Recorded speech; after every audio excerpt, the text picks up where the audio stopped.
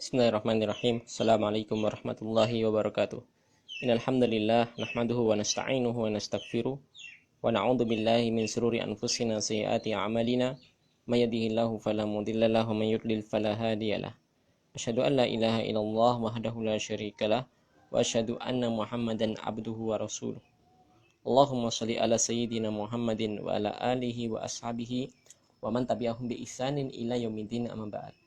Kaum muslimin rahimani wa rahimakumullah, kita lanjutkan pembacaan kitab Riyadhus Shalihin karya Imam An-Nawawi rahmatullah alaih. Bab keutamaan salat malam. Hadis berikutnya ialah an Abdullah ibni Amrin ibn al-Asi radhiyallahu anhuma qala.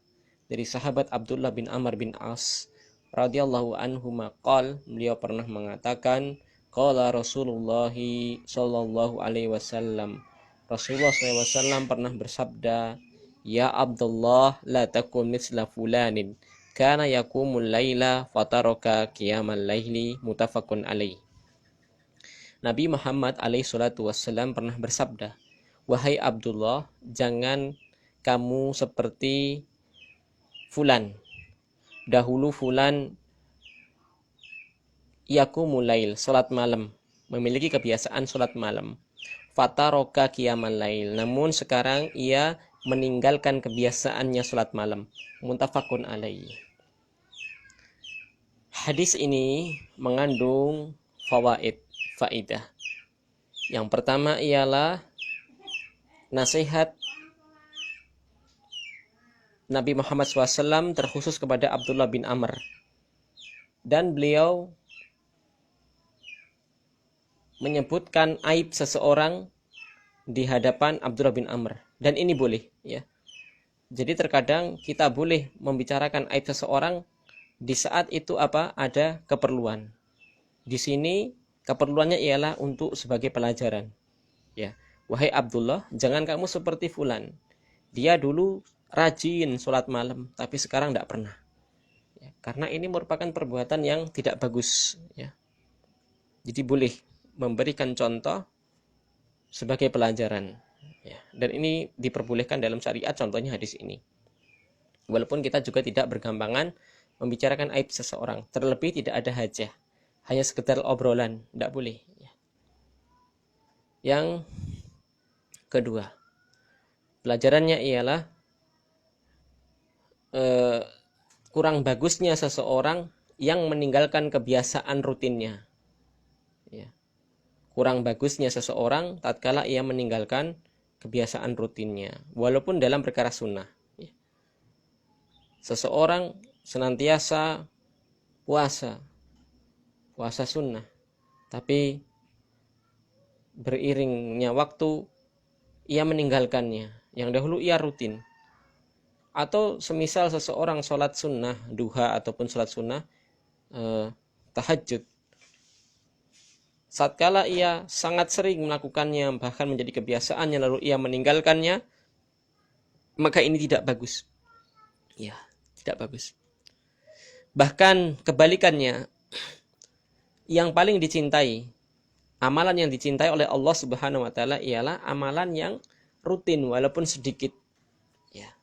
Rutin walaupun sedikit. Terkadang seseorang hanya mampu sholat tahajud 3 rakaat plus witir, ya. Tapi ia lakukan bisa berkelanjutan. Ini lebih dicintai, ya, daripada seseorang melakukan sholat malam 23 rakaat, ya, tapi seminggu setelah itu ia tidak melanjutkan kebiasaannya. Atau seseorang membaca Al-Quran 3 juz dalam sehari, tiba-tiba berikutnya ia membaca 3 juz hanya 1 bulan. Hanya 1 bulan dalam 1 tahun, bulan Ramadan. 11 bulan yang lain dia tidak pernah sama sekali menyentuh itu yang namanya mushaf Al-Quran. Inilah yang dimaksud dari hadis ini. Kita baca hadis berikutnya. Wa an ibni Mas'udin radhiyallahu anhu qala, dzukira inda nabiyyi sallallahu alaihi wasallam rajulun nama lailata hatta asbaha. Dari Abdullah bin Mas'ud radhiyallahu anhu, beliau mengatakan, pernah disebutkan kepada Nabi Muhammad SAW ada seorang laki-laki yang tidur semalaman sampai ia subuh. Ya, dia tidur sampai datang subuh. Qala. Maka Nabi pun bersabda, "Dzaka rajulun bala syaitanu fi udunaihi au qala fi udunihi." Muttafaqun alaih. Itu adalah seorang laki-laki yang setan telah mengencingi kedua telinganya atau telinganya. Hadis muttafaqun alaih. Dari keterangan Syekh Muhammad bin Shalih Al-Utsaimin, laki-laki tadi disebutkan ia tidur dari malam sampai waktu subuh. Artinya ia pun terlewatkan waktu subuh. Ia pun terlewatkan dari waktu subuh. Waktu subuh saja ia terlewatkan, apalagi waktu tahajud. Ini yang perlu dijadikan pelajaran, yang perlu dijadikan tanbih, perhatian. Jadi sholat subuh yang wajib saja ia terlewat, apalagi sholat yang sifatnya sunnah, sholat tahajud, sholat witir. Maka ia terhindar dari kebaikan sholat malam.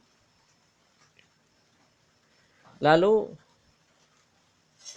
dari hadis ini ada faidah. Yang pertama ialah bahwasanya setan itu bisa kencing. Dalilnya hadis ini. Nabi menyebutkan laki-laki itu telah dikencingi oleh setan pada kedua telinganya. Ini menunjukkan bahwasanya setan itu juga kencing. Dan kencingnya setan tadi menutupi pendengaran seseorang yang tidur tadi sampai ia tidak mampu mendengarkan panggilan adzan ataupun iqamat. Ya, sampai orang yang tidur dari semalaman tadi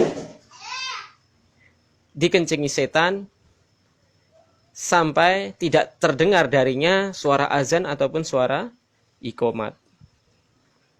Banyak sebabnya. Mungkin seorang laki-laki tadi, yang pertama dia tidak berdoa, tidak berzikir sebelum tidur.